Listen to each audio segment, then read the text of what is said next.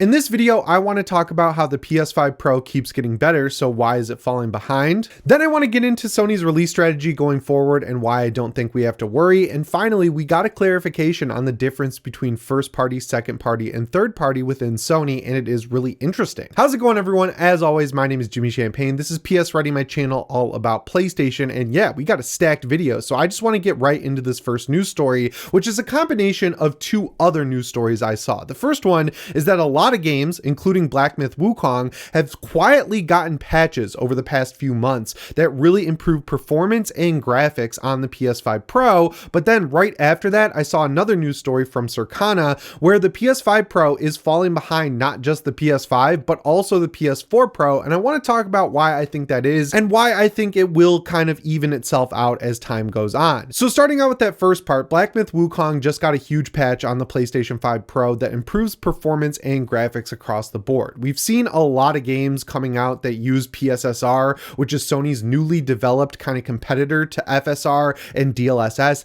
Essentially, what you need to know about that is that if you're running the game at a lower resolution, it uses AI to upscale that game and make it look really good. Now, we've seen some conflicting reports of how good PSSR is, and it kind of depends on the source. Like the sources that want Xbox to do better than Sony are basically saying PSSR sucks, and then the people who really understand what it's doing and don't really have a vested interest in the performance of Xbox are saying it's a really good start. It's better than FSR, not quite as good as DLSS, but for consoles, it's giving better performance and better graphics when it's utilized correctly. And a lot of the games that have come out and not really used it correctly are from Ubisoft and EA so far, where they use an old version or they just throw it in and they don't do any work to make sure that it's upscaling correctly. Then we have to wait months for patches on games like Avatar Frontiers of Pandora, Star Wars Outlaws, and Star Wars Jedi Survivor. But then when they actually put in the time to update to the latest version of PSSR, it looks better on console than mid-range PCs using stuff like FSR or DLSS. So PSSR is a really good technology, and that's awesome because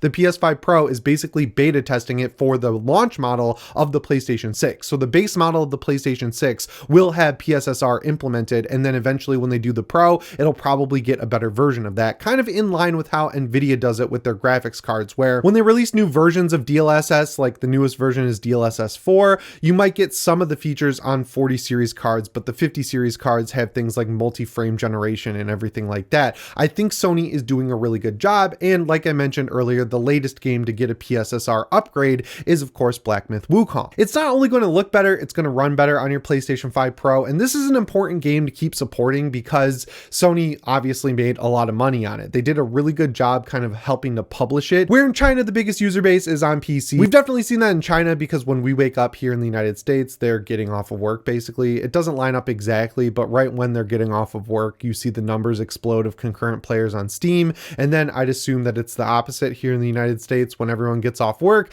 If we could see the PlayStation 5 numbers, they'd probably be exploding. So it's a good use of Sony's new release strategy going forward. And, you know, it's one of many games that have gotten good patches to run well. I think they're just feeling the effects of a lot of these games at launch when it's critically important for them to look and run amazing. They didn't. A lot of developers said they had PS5 Pro patches ready, they were going to support the console, and then they did it in a haphazard way. So when you've got the most people looking at the PS5 Pro trying to decide whether or not it's worth upgrading from the PlayStation 5, they see a bunch of games that don't actually look like they run or look that much better on the console and feel like they can save their $700. And what that's resulted in is the console not really selling as well as the PlayStation 5, but no one really expected that because it's $700 versus like $450 as the lowest entry cost, and the PS5 Slim digital model has been as low as $380 for a lot of 2025 and a big chunk of the end of 2024. So like clearly that's the one that people are going to go for, especially when they see all these news stories about games not really looking or running that much better at launch on the PS5 Pro. But the strange thing to me is that it's selling worse than the PS4 Pro if you take the time that the PS4 Pro launched, add on as many days as the PS5 Pro's been out. It's selling a little bit worse than the PS4 Pro did if you line it all up the same. That was really weird to me at first because one of the biggest selling points of this generation so far was 60 FPS gameplay. They got kind of tricky with it where they realized that a lot of the games that they put in development in 2020 were going to come out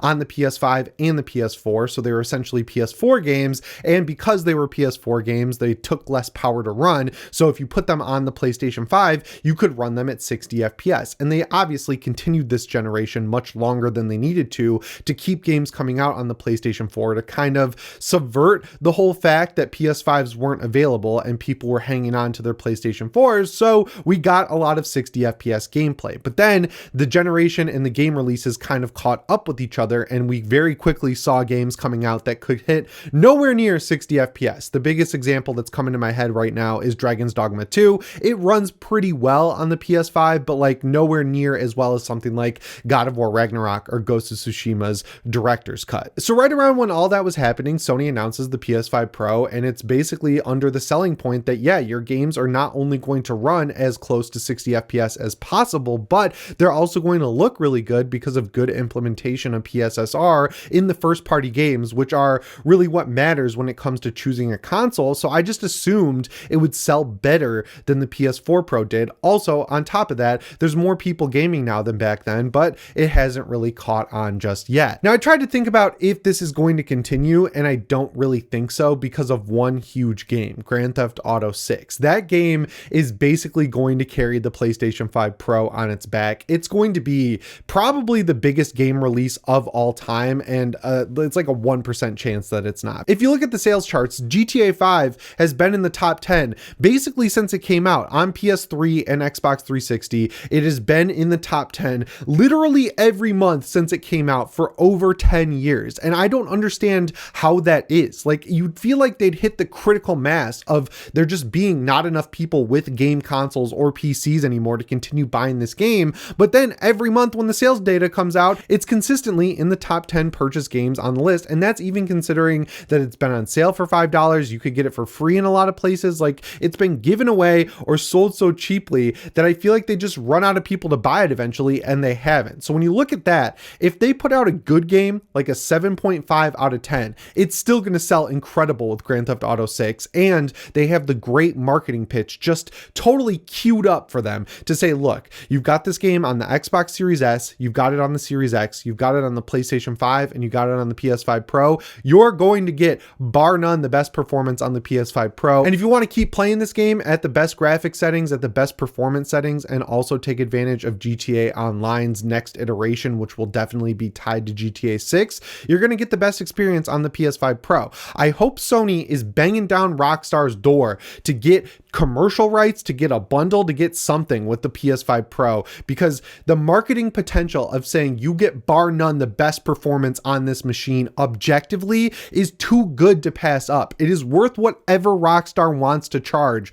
to market the PS5 Pro alongside GTA 6. Like, that's how you get that console out there. And I feel like the odds are slim to none that Sony's not going to do something to advertise that fact. Also, while we're all tuned in and we know that Sony is looking to do a PS6 at the earliest 2027, at the latest 2028, which is only a couple of years away, the average person who's got a little bit of money burning a hole in their pocket and wants to buy a new game console because their PS4 is finally shitting the bed, they're not tuned into that fact. They're going to go to Best Buy and they're going to say, what's the best PlayStation to buy right now? The dude at Best Buy is going to say, well, it's the PS5 Pro. See, it says Pro on it. And even though PSSR isn't implemented great all the time, you should definitely get this console if you want the best performance and you can afford it. They're going to look at that $700 price tag and they're going to say, yeah, I want to buy that console. So I feel like once GTA 6's marketing starts ramping up and people start going to look at buying consoles, it's just going to be a no-brainer decision for a lot of normies out there to just grab the PS5 Pro. But either way, Sony wins, because if they go to the store and they say, well, $700 is a lot, and then Best Buy says, well, we've got this one that's on sale for right now for $380. It doesn't have a disc drive, but you can just download the game.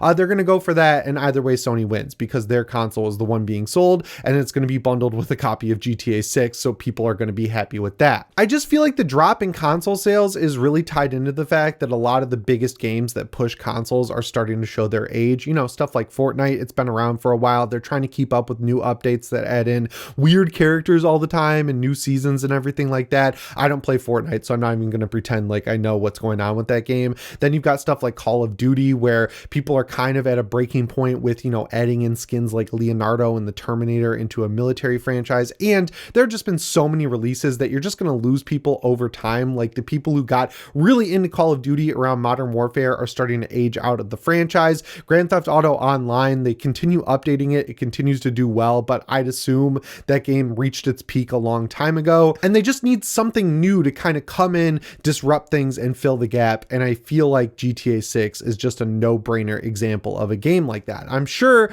there's a lot of games in development right now that are in their incubation phase that are seeing that power vacuum start to appear, and they want to be the next game to kind of take over, and I'm sure that will happen. It's just the timeline is out of whack right now because of how this generation started. So I don't think it's anything to be worried about when you see the PS5 Pro selling less good than the PS4 Pro, because it's more expensive. The games that have come out at launch have news stories around them that say they don't look or run as amazing as they could, and there's just no big anchor game out this generation that's really driving people to go buy a console. When they can play Fortnite on anything, they're going to continue to play Fortnite on anything that they already have. They just need a big push. GTA 6 is 100% going to provide that. But speaking of Sony's release strategy, I want to talk about something that's been coming up in my PlayStation DMs. It's been coming up in my comments. It's been coming up on Twitter. People are talking about how things are changing at Sony with the old guard, you know, Jim Ryan, Kaz Hirai, Ken Kutaragi, basically everyone who was there for the launch of the PlayStation 1 or there early on, like in the PS2 days.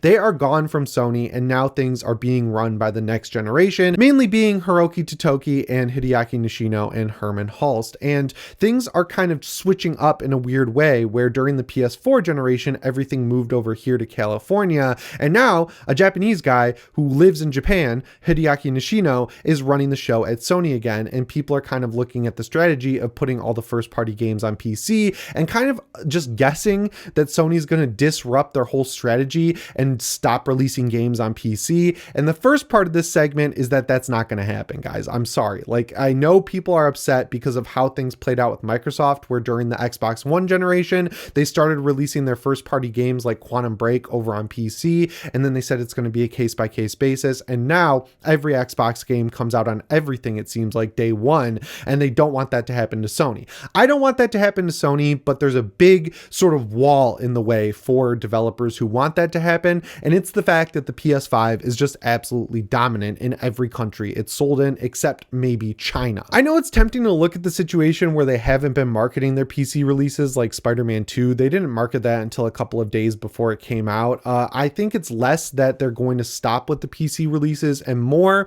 that they see that their core fan base here in the United States doesn't like seeing them put time and energy and money into the PC releases. So they're going to quietly throw them out there, put a big banner on top of Steam that says Spider-Man 2 is now available. You can check it out. The people who need to see that are going to see it. The people who get upset about that are never going to know in the first place because they're gaming on PlayStation 5 and everything will be hunky-dory for PlayStation. And another big point here is that there still are prestige games on PlayStation that have not and probably will never come over to PC. One of those being Gran Turismo 7. I know that game doesn't hit with the hardcore PlayStation fan base, but it is one of the biggest franchises that Sony has. It's kind of similar to a sports game in that way, where we talk about stuff like Black Myth Wukong all the time, but everyone else is playing NBA 2K whatever and trying to get into Fortnite, you know? Like, we look at different games than the general consumer, and Gran Turismo kind of straddles that line, I think. I think there is a segment of the hardcore PlayStation user base that likes Gran Turismo, but there's also a huge chunk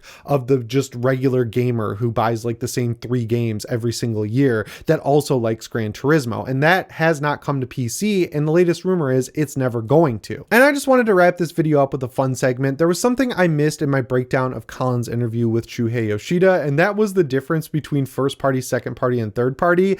I thought this was just like common knowledge that everyone had this figured out, but I've seen so much arguing that all started with the release of Ninja Gaiden Black 2 or whatever it's called, whatever they shadow dropped at the Xbox Developer Direct, whichever Ninja Gaiden they came out with. Sorry, I like Ninja Gaiden. I'm just not a hardcore fan who can keep track of all the re-releases and remakes of these games. But essentially, Ninja Gaiden Black 2 and Ninja Gaiden 4 are called first party games because apparently Xbox is partially funding them, and then it got a whole conversation going about whether or not that's a first party game. So I thought it was interesting when I heard how Shuhei and by proxy Sony look at the situation as a whole. So the way Shuhei broke it down is really simple. If Sony funds the entire development of the game, it's first party. They don't have to own the IP. Traditionally they do, but there are cases where they don't own the IP, but they funded the entire game's development. That's first party. Sony paid for it. They see it as their game. I think an example of a first party game in this scenario that kind of fits all the molds here would be Helldivers 2, where I think Sony funded the entire development of that game, but they don't own the Helldivers IP or Arrowhead, it's still Sony's game because they paid for all of it, but